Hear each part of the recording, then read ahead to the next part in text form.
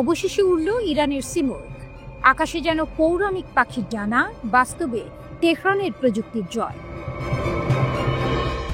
অবশেষে ইরান পেরেছে। যা ছিল একসময় কল্পনা, যা ছিল অসম্ভবের সীমান্তে, আজ তা বাস্তব। আয়াতুল্লাহ আলী খামেনির তেহরান এবার আকাশে তুলেছে নিজস্ব ডানায় তৈরি এক বিস্ময়, নাম সিমর্গ। ফার্সি পুরাণের পৌরাণিক পাখি, যার ডানায় নাকি লুকিয়ে থাকে আগুন, জ্ঞান আর অমরত্বের ছোঁয়া। আজ সেই সিমর্গ শুধু গল্পে নয়, উঠছে সত্যিকার আকাশে। মঙ্গলবার মধ্য ইরানের শাহির শহরের বিমান ঘাঁটিতে গর্জে উঠল দুটি শক্তিশালী ইঞ্জিন। গর্জনের সাথে উঠে গেল ইরানের গর্ব, তার প্রযুক্তি, তার স্বাধীনতার প্রতি। উপস্থিত ছিলেন প্রতিরক্ষা ও পরিবহন মন্ত্রণালয়ের উপমন্ত্রী সহ শীর্ষ সামরিক কর্মকর্তারা। মুহূর্তটা যেন শুধু এক উড়ান নয়, এক জাতির পুনর্জন্ম। ইরানের আকাশে যে পাখি উড়ল, তার ভেতরে শুধু ধাতু নয়, আছে এক জাতির প্রতিশোধের ইতিহাস। একসময় নিষেধাজ্ঞায় জর্জরিত দেশটি আজ সেই বাধার ভেতর দিয়েই বানিয়েছে নিজস্ব কার্গো বিমান, নিজস্ব প্রযুক্তিতে, নিজস্ব হাতে, নিজস্ব স্বপ্নে। ইরানের সিভিল এভিয়েশন অর্গানাইজেশন জানিয়েছে, সিমর্গকে বহরে যোগ দেওয়ার আগে 100 ঘন্টা পর্যন্ত বিভিন্ন পরিস্থিতিতে উড়ান পরীক্ষা করতে হবে। 15 বছরের পরিশ্রমে তৈরি এই বিমান এখন তেহরানকে নিয়ে গেছে বিশ্বের সেই 20টি দেশের তালিকায়, যারা নিজেদের নকশায় বিমান তৈরি করতে পারে। প্রেস টিভি জানায়, সিএএ প্রধান হোসেন পুরফরজানে বলছেন, এই উড়ান শুধু প্রযুক্তির নয়, আত্মনির্ভরতার জয়। আমরা দেখিয়ে দিয়েছি নিষেধাজ্ঞা আমাদের থামাতে পারে না। সিমর্গ কেবল একটি কার্গো বিমান নয়, এটি ইরানের নতুন কৌশলগত বার্তা। পশ্চিমা বিশ্বের চোখে চোখ রেখে বলা, আমরাও পারি নিজেদের শক্তিতে। বিমানটিতে রয়েছে দুটি 2500 হর্স পাওয়ারের ইঞ্জিন। এটি 6 মেট্রিক টন পণ্য 3900 কিলোমিটার দূরত্ব পর্যন্ত বহন করতে পারে। সর্বোচ্চ টেক অফ ওজন 21.5 মেট্রিক টন। হালকা, দ্রুত এবং চটপটে এই বিমানকে বলা হচ্ছে ইরানের আবহাওয়ার জন্য একদম আদর্শ। 2022 সালের মে মাসে সিমর্গ প্রথম ফাস্ট ট্যাক্সি টেস্ট সম্পন্ন করেছিল। এরপর থেকে চলছিল এর সার্টিফিকেশন প্রক্রিয়া। এখন সেটি প্রায় শেষের পথে। বিশেষজ্ঞরা বলছেন, এই বিমান ইরানের সামরিক সক্ষমতায় নতুন মাত্রা যোগ করবে। দেশের স্থল ও নৌবাহিনীর ঘাঁটিগুলোর মধ্যে দ্রুত সরঞ্জাম, রসদ বা সেনা পরিবহনে এটি হবে গেম চেঞ্জার। এমনকি ভবিষ্যতে এটি স্বল্প পল্লার যাত্রী পরিবহনেও ব্যবহার হতে পারে। আর সেখানেই ইরানের পরিকল্পনার গভীরতা। যখন পশ্চিমা বিশ্ব নিষেধাজ্ঞার দেয়াল তুলে তেহরানকে আটকে রাখতে চায়, তখন ইরান নিজের আকাশে তৈরি করছে বিকল্প এক মহাবিশ্ব, যেখানে প্রযুক্তি, গর্ব আর প্রতিরোধ মিলে গড়ে তুলছে নতুন বাস্তবতা। আজ আকাশে উঠছে সিমর্গ, কিন্তু আসলে উঠছে এক দেশের আত্মবিশ্বাস। এই উড়ান প্রমাণ করছে ইরানের শক্তি শুধু ক্ষেপণাস্ত্রে নয়, তার শক্তি মেধায়, প্রযুক্তিতে আর নিজের ভাগ্য নিজে গড়ে তোলার সাহসে। তেহরানের আকাশে আজ আবারও শোনা গেল সে অমর সুর, আমরা উড়ব কারণ আমাদের ডানা নিজেদের হাতে তৈরি।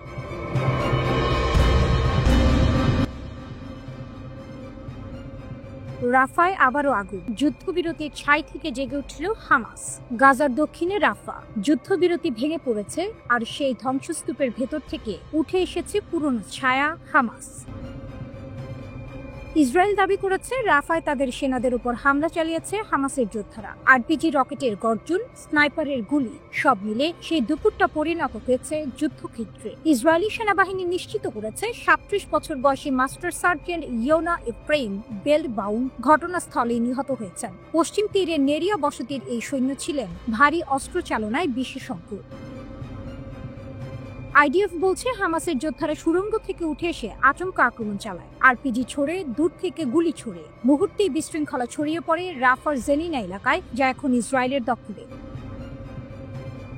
কিন্তু এখানেই প্রথম টুইস্ট। হামাস বলছে তারা কোনো হামলা চালায়নি। তাদের দাবি ইসরায়েল মিথ্যা বলছে, কারণ তারা নিজেরাই যুদ্ধবিরতি লঙ্ঘন করেছে। আমরা গাজায় কোথাও আইডিএফ এর উপর হামলা চালাইনি, জানিয়েছে হামাসের মুখপাত্র। তবু রাফার আকাশ জানে সত্যিটা। ইসরায়েলি কামান গর্জে উঠেছিল, গোলা বর্ষণে কেঁপে উঠেছিল গোটা এলাকা। হামাস নিয়ন্ত্রিত বেসামরিক প্রতিরক্ষা সংস্থা জানিয়েছে, অন্তত 30 জনের প্রাণ গেছে সেই গোলায়। শিশুরা, নারী, সাধারণ মানুষ, রক্তে রাঙা হয়েছে রাফার গুলি। এ যেন এক দম বন্ধ করা দ্বৈরথ। এক পাশে ইসরায়েলের কামান আর অন্য পাশে হামাসের ছায়া যুদ্ধ। ইসরায়েল বলছে হামাস যুদ্ধবিরতি ভেঙেছে, হামাস বলছে ইসরায়েলি আগুন ধরিয়েছে। আর মধ্যপ্রাচ্যের বাতাসে আবারও গন্ধ ছড়িয়ে পড়ছে ধোঁয়ার, বন্দুকের, প্রতিশোধের। এর মধ্যে সামনে এলো আরেকটি টুইস্ট। জিম্মিদের দেহ নিয়ে চলছে নতুন টানাপোড়ে। ইসরায়েল বলছে হামাস যুদ্ধবিরতির অংশ হিসেবে এখনো সব মৃতদেহ ফেরত দেয়নি। হামাস বলছে ইসরায়েলি বোমা বর্ষণে অনেক কবরস্থানই ধ্বংস হয়ে গেছে, তাই নিখোঁজদের দেহ খুঁজে পাওয়া কঠিন। আর দূরে ওয়াশিংটনে দাঁড়িয়ে সাবেক প্রেসিডেন্ট ডোনাল্ড ট্রাম্প ঘোষণা দিলেন ইসরায়েল আত্মরক্ষায় যা করেছে তা সঠিক। হামাস ছোট একটা অংশ, কিন্তু যদি তারা ভালো আচরণ না করে তাহলে তাদের জীবনই শেষ হবে। তার কথায় যুদ্ধবিরতির শেষ ছোঁয়াটুকু যেন মিলিয়ে গেল। কিন্তু গাজার বুকে হামাস এখনো টিকে আছে। সুড়ঙ্গের নিচে, ধ্বংসস্তূপের ভেতরে তাদের ছায়া ঘুরে বেড়ায়। প্রতিবারই যখন মনে হয় তারা শেষ, তখনই তারা আবার জেগে ওঠে, আরো সংগঠিত, আরো সাহসী হয়ে। রাফার মাটি আজ বলছে যুদ্ধবিরতি হয়তো কাগজে আছে, কিন্তু বাস্তবে নেই। কারণ গাজার মাটিতে শান্তি যতবার জন্ম নেয়, ততবারই জন্ম নেয় তার শত্রু, অন্যায়ের বিরুদ্ধে দাঁড়িয়ে থাকা এক ছায়া নাম, যার নাম হামাস। এই মুহূর্তে গাজা যেন আবার এক অগ্নিগর্ভ শহর। আকাশে ড্রোন, মাটিতে ট্যাঙ্কের গর্জন, আর কোথাও গভীরে অন্ধকার সুড়ঙ্গের নিচে আবার প্রস্তুত হচ্ছে তারা, একদল যোদ্ধা যারা প্রতিশোধ নিতে জানে, যারা পরাজয় মানে না, যাদের নাম হামাস।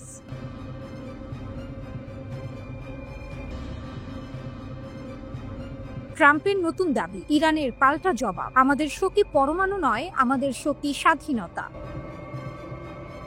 টোকিওর আকাশে তখন রোদ ঝলমলে, আর সমুদ্রের ঢেউয়ে ভাসছে মার্কিন রণতরী ইউএসএস জর্জ ওয়াশিংটন। সে ডেকে দাঁড়িয়ে নিজের পক্ষে আবারও সাফাই গাইলেন মার্কিন প্রেসিডেন্ট ডোনাল্ড ট্রাম্প। সেনাদের উদ্দেশ্যে তার কণ্ঠ গভীর, দৃঢ়। ইরান প্রায় পারমাণবিক বোমা বানিয়ে ফেলেছিল। যদি আমি সময় মতো ব্যবস্থা না নিতাম, আজ বিশ্ব ভয়াবহ বিপদে থাকত। ট্রাম্পের দাবি, ইরানের পরমাণু স্থাপনাগুলোতে যুক্তরাষ্ট্রের বোমা হামলাই সেই বিপর্যয় ঠেকিয়েছে। আর যোগ করলেন, আমি মাত্র 8 মাসে 8টি যুদ্ধ থামিয়েছি, ইতিহাসে এমন কাজ আর কেউ করেনি। বিশ্লেষকরা বলছেন ট্রাম্পের এই কথাগুলো আসলে এক নতুন চাপ তৈরির কৌশল। ইরানকে ভয় দেখানো নয়, বরং কূটনৈতিক জটিলতার ভেতর ফেলাই তার লক্ষ্য। কিন্তু ইরান যেন নিঃশব্দেই জবাব দিয়েছে, অদৃশ্যভাবে, তীব্রভাবে। কারণ কিছুদিন আগেই ইসরায়েল যুক্তরাষ্ট্রের পরোক্ষ সমর্থনে ইরানের পারমাণবিক ও সামরিক স্থাপনাগুলিতে নজিরবিহীন হামলা চালায়। 1000-এরও বেশি মানুষ নিহত হন। আবাসিক এলাকা, গবেষণাগার, সামরিক ঘাঁটি সব ধ্বংসস্তূপে পরিণত হয়। তেহরান তখন নীরব ছিল না। প্রতিশোধে ইরানের আকাশে গর্জে ওঠে ড্রোন ও ক্ষেপণাস্ত্র। ইসরায়েলের অভ্যন্তরে একের পর এক বিস্ফোরণ, ধ্বংস, হতাহত। মধ্যপ্রাচ্যের রাতগুলোতে তখন আগুনের আলো। এক দফা যুদ্ধবিরতি এলেও তা শুধু নামই, রক্ত, প্রতিশোধ আর ভয় সবই রয়ে গেল বাতাসে ভেসে। এই বিশৃঙ্খলার মাঝে ট্রাম্প নেসেটে ভাষণ দেন। সেখানে তিনি আবার শান্তির আহ্বান জানান ইরানের প্রতি। কিন্তু ইরান যেন এই আহ্বান শুনে তিরস্কারের হাসি হাসল। তেহরানের পররাষ্ট্র মন্ত্রণালয় এক বিবৃতিতে জানায়, মার্কিন প্রেসিডেন্টের শান্তির আহ্বান তার সাম্প্রতিক কর্মকাণ্ডের সঙ্গে সাংঘর্ষিক। শান্তি ও সংলাপের আকাঙ্ক্ষা কখনোই শত্রুতাপূর্ণ আচরণের সঙ্গে যায় না। এরপর এলো সেই বাক্য যা যেন ইতিহাসের বুক ছুঁয়ে গেল। ইরানের পররাষ্ট্রমন্ত্রী আব্বাস আরাকচি বললেন, ইরানের পরমাণু বোমা মানে কোনো যুদ্ধের ডাক নয়, এটি মানে বিশ্ব শক্তিগুলোর আধিপত্যকে না বলার ক্ষমতা। আমাদের শক্তি পরমাণু নয়, আমাদের শক্তি ইচ্ছাশক্তি, স্বাধীনতার সিদ্ধান্তে আমরা অনড়।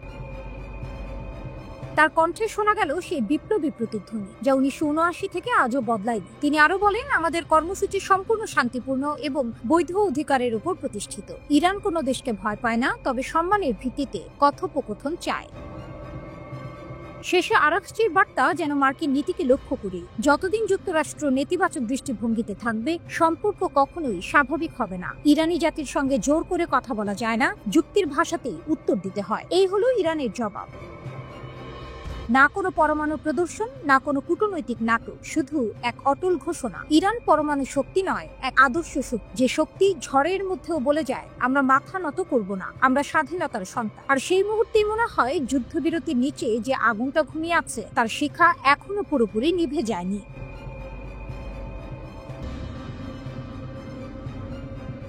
এবার রাশিয়ার গোপন অস্ত্রের মোহরা। আকাশ নয়, সমুদ্র কাঁপালো পেজাইটন পারমাণবিক সুপার টর্পেডো। বিশ্বজুড়ে যখন ইউক্রেন যুদ্ধ নিয়ে রাশিয়ার উপর বাড়ছে পশ্চিমা চাপ, ঠিক তখনই ভ্লাদিমির পুতিন দিলেন নতুন এক শক্তির প্রদর্শন। রাশিয়া জানিয়ে দিল, তারা এখন শুধু আকাশে নয়, সমুদ্রের গভীরেও তৈরি পারমাণবিক ত্রাস।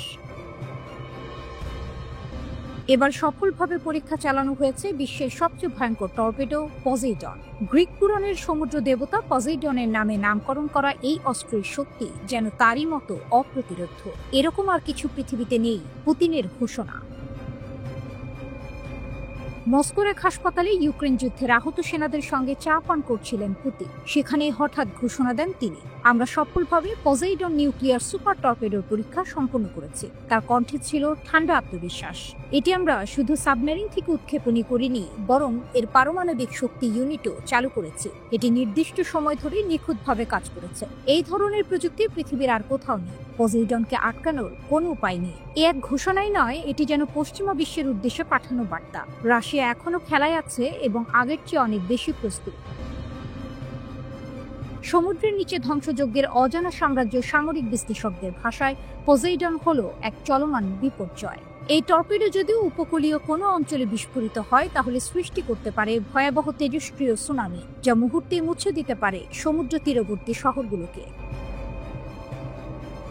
প্রায় 10,000 কিলোমিটার পাল্লার এই টর্পেডো ঘন্টায় 185 কিলোমিটার গতিতে চলতে পারে, যা একটি জেট বিমানের কাছাকাছি গতি। ওজন 100 টন, দৈর্ঘ্য 20 মিটার, ব্যাস 1.8 মিটার। এটি একসাথে পারমাণবিক টর্পেডো ও ড্রোনের সংমিশ্রণ, যা লক্ষ্যভেদ করতে পারে সম্পূর্ণ স্বয়ংক্রিয়ভাবে, এমনকি মানব নিয়ন্ত্রণ ছাড়াও। ন্যাটো এই অস্ত্রটির কোড নেম দিয়েছে ক্যানিয়ন, যার মানে গভীর অন্ধকার গিরিখা। ঠিক তেমনি গভীরে লুকিয়ে থাকা এক ভয়ঙ্কর হুমকি রাশিয়ার এই পজেইডন। টুইস্ট, শুধু প্রতিরক্ষা নয়, প্রতিশোধের বার্তা। পজেইডন শুধু প্রযুক্তির ফল নয়, এটি এক প্রতিশোধের প্রতীকও। পুতিন 2018 সালেই জানিয়েছিলেন, যুক্তরাষ্ট্র যখন 2001 সালে ABM চুক্তি থেকে সরে গিয়ে ক্ষেপণাস্ত্র প্রতিরক্ষা ব্যবস্থা তৈরি করে, তখনই রাশিয়া শুরু করে পজেইডনের পরিকল্পনা। অর্থাৎ এটি এক প্রতিক্রিয়া, ন্যাটো ও ওয়াশিংটনের পূর্ববর্তী সম্প্রসারণের জবাব। এর আগেও রাশিয়া বুরেভেস্টেনে ক্রুজ ক্ষেপণাস্ত্র ও পারমাণবিক মহড়া চালিয়েছে। ধারাবাহিক এসব পদক্ষেপে পুতিন যেন বারবার বলছেন, আমরা হুমকির জবাব দেব ভয় দিয়ে নয়, শক্তি দিয়ে। শক্তির নতুন সংজ্ঞা। বিশ্লেষকরা বলছেন, পজেইডনের পরীক্ষা রাশিয়ার প্রযুক্তিগত সক্ষমতার এক নতুন অধ্যায়। যেখানে আমেরিকার ট্রাইডেন্ট বা ফ্রান্সের M51 ক্ষেপণাস্ত্র এখনও বাতাসে সীমাবদ্ধ, সেখানে পজেইডন সমুদ্রের নিচে লুকিয়ে অদৃশ্য পথে এগোয়।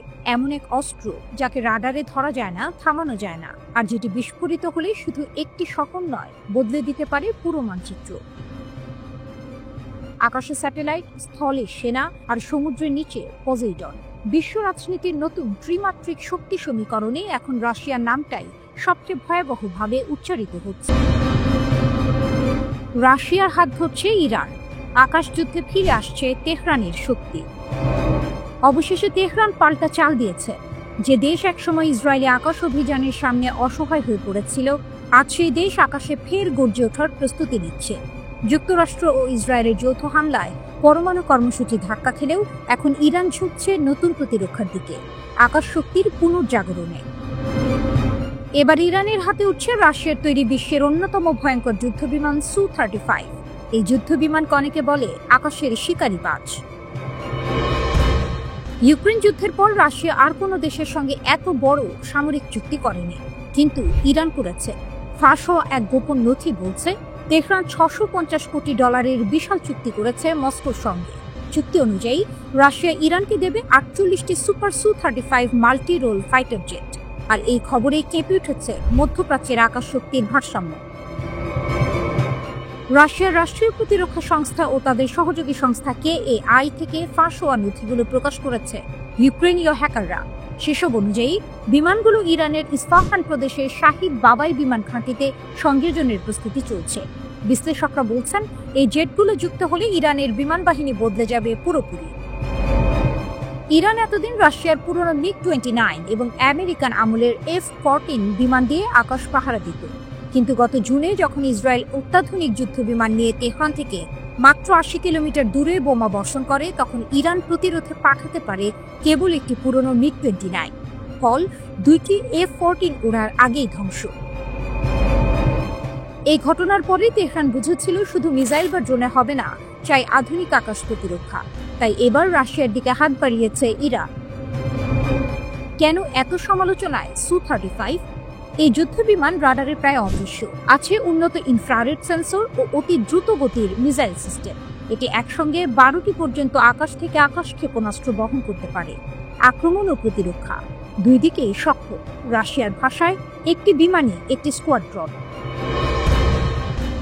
বিশ্লেষকরা বলছেন এই বিমানগুলো ইরানের হাতে আসলে ইসরায়েলি F-15 ও F-16 যুদ্ধ বিমানগুলো আর আগের মতো আধিপত্য বিস্তার করতে পারবে না, কারণ প্রযুক্তি ও গতির দিক থেকে Su-35 এখন বিশ্বের অন্যতম শ্রেষ্ঠ ফাইটার জেট। তবে এক প্রশ্ন থেকেই যায়, রাশিয়া আদৌ 48টি বিমান সময় মতো তৈরি করতে পারবে কিনা, কারণ নিষেধাজ্ঞা ও উপাদান সংকটে এখন রুশ প্রতিরক্ষা শিল্প ধীর গতিতে চলছে। সাধারণত তারা প্রতি 2 মাসে একটি করে বিমান তৈরি করতে পারে। তবুও তেহরান নির্ভর করছে মস্কোর উপর, কারণ এই মুহূর্তে ইরান জানে যুদ্ধের ময়দানে টিকে থাকতে চাইলে আকাশে শক্তি দেখাতে হবে। ইরানের নেতারা মনে করছেন Su-35 পেলে তাদের আকাশ প্রতিরক্ষা এমন উচ্চতায় পৌঁছাবে যা আগে কখনো হয়নি। তখন শুধু পরমাণু নয়, আকাশও হবে তেহরানের ঢাল। একসময় পরমাণু কর্মসূচিতে ধাক্কা খাওয়া দেশটি এখন বলছে, আমরা থামিনি, কেবল দিক বদলেছি। তেহরানের চোখ এখন আকাশে, আর সেই আকাশে শিগগিরই উড়বে রাশিয়ার শিকারিবাজ Su-35, যা বদলে দিতে পারে পুরো মধ্যপ্রাচ্যের শক্তির মানচিত্র। রাশিয়ার কৌশল না বন্ধুত্ব? ইরানের পাশে দাঁড়িয়ে নতুন শক্তির খেলা শুরু করেছে মস্কো। বিশ্ব রাজনীতির মঞ্চে আজ এক নতুন দৃশ্য, যেখানে এক পাশে পশ্চিমা চাপ, অন্য পাশে তেহরানের প্রতিরোধ, আর মাঝখানে দাঁড়িয়ে মস্কোর নীরব হাসি। ইরান এখন আগের চাইতেও শক্তিশালী, আর সেই শক্তিকে কৌশলে আরো বাড়িয়ে দিচ্ছে রাশিয়া। কিন্তু প্রশ্ন থেকে যায়, এটা কি সত্যিই বন্ধুত্ব নাকি এক নিখুঁত কূটনৈতিক চাল? ক্রেমলিনের দরজা এখন তেহরানের জন্য আগের চেয়ে অনেক বেশি খোলা। রাশিয়ার মুখপাত্র দিমিত্রি পেসকভ স্পষ্ট করে বলেছেন, ইরানের সঙ্গে সম্পর্ক এখন অত্যন্ত গতিশীল, আমরা প্রস্তুত প্রতিটি ক্ষেত্রে সহযোগিতা বাড়াতে। এই ঘোষণা শুধুই সৌজন্য নয়, বরং এক কৌশলগত বার্তা, বিশ্বকে জানিয়ে দেয়া যে ইরান একা নয়। যে সময় যুক্তরাষ্ট্র ও ইসরায়েল ইরানের পারমাণবিক স্থাপনায় হামলা চালাচ্ছে, ঠিক তখনই মস্কো বলছে, তোমাদের উপর চাপ অন্যায়। এই বার্তা শুধু কূটনৈতিক নয়, বরং সামরিকভাবে প্রতিপক্ষকে সতর্ক করারও ইঙ্গিত। 2025 সালের জানুয়ারিতে দুই দেশ সই করে কম্প্রিহেনসিভ স্ট্র্যাটেজিক পার্টনারশিপ চুক্তি। এই চুক্তির আওতায় রাশিয়া ইরানকে দিচ্ছে পারমাণবিক প্রযুক্তি, স্যাটেলাইট সহায়তা এবং উন্নত প্রতিরক্ষা ব্যবস্থা। বিশ্লেষকরা বলছেন, এটি কেবল বন্ধুত্ব নয়, বরং এক পারস্পরিক স্বার্থের খেলা।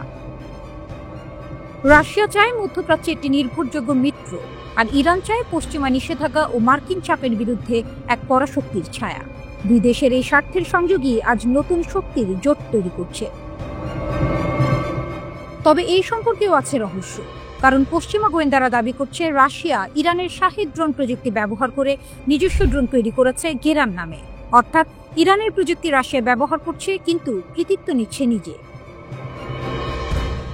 তাহলে কি ইরানকে শক্তিশালী করার আড়ালে মস্কো আসলে নিজের কৌশল সাজাচ্ছে? এই প্রশ্নের মধ্যেই বুশেহরে রাশিয়া বিনিয়োগ করেছে প্রায় $25 বিলিয়ন, তৈরি করছে 4টি নতুন পারমাণবিক কেন্দ্র, যা ইরানের জ্বালানি ঘাটতি পূরণ করবে, পাশাপাশি প্রযুক্তিগত স্বনির্ভরতা ও প্রতিরোধ ক্ষমতা বাড়াবে বহু গুণে। কিন্তু এখানেও আছে শর্ত, রাশিয়া সবকিছু করবে কঠোর নজরদারিতে, অর্থাৎ শক্তি দিচ্ছে কিন্তু স্বাধীনতা নয়। এদিকে চলমান উত্তেজনার মধ্যেই রাশিয়া সফরে গেছেন ইরানের জাতীয় নিরাপত্তা পরিষদের সচিব আলী লারিজানি। তার এই সফর ঘিরেই শুরু হয়েছে নতুন জল্পনা, কারণ একই সময়ে মস্কোয় পৌঁছে যায় ইসরায়েলের একটি বার্তাও, আর যুদ্ধ চাই না। কিন্তু ঠিক পরদিন রাশিয়া ঘোষণা দেয় ইরানকে দেবে 48টি Su-35 মাল্টিরোল যুদ্ধ বিমান। বিশ্লেষকরা বলছেন, এটি কেবল সামরিক লেনদেন নয়, বরং এক ঘোষণা। ওয়াশিংটন ও তেল আবিবের উদ্দেশ্যে রাশিয়ার বার্তা স্পষ্ট, এখন আমরা শুধু কূটনীতির নয়, শক্তির ভাষায় কথা বলবো। ইরানের হাতে এই যুদ্ধ বিমান পৌঁছালে মধ্যপ্রাচ্যের আকাশ শক্তির ভারসাম্য বদলে যাবে পুরোপুরি। তেহরান তখন আর কেবল প্রতিরোধে থাকবে না, বরং প্রস্তুত হবে আধিপত্যের জন্য। এই মুহূর্তে বিশ্ব জুড়ে যখন যুক্তরাষ্ট্র নতুন নিষেধাজ্ঞা চাপাচ্ছে, তখন রাশিয়া বলছে, আমরা আছি ইরানের পাশে। এ যেন নতুন প্রতিরোধ অক্ষের সূচনা, যেখানে মস্কো ও তেহরান একে অপরের ভরসা আর তাদের ছায়া ধীরে ধীরে ঢেকে দিচ্ছে পশ্চিমের প্রভাব। তাহলে কি রাশিয়া সত্যি ইরানকে শক্তিশালী করছে, নাকি ইরানকে সামনে রেখে মস্কো নিজের প্রভাব বাড়াচ্ছে মধ্যপ্রাচ্যে?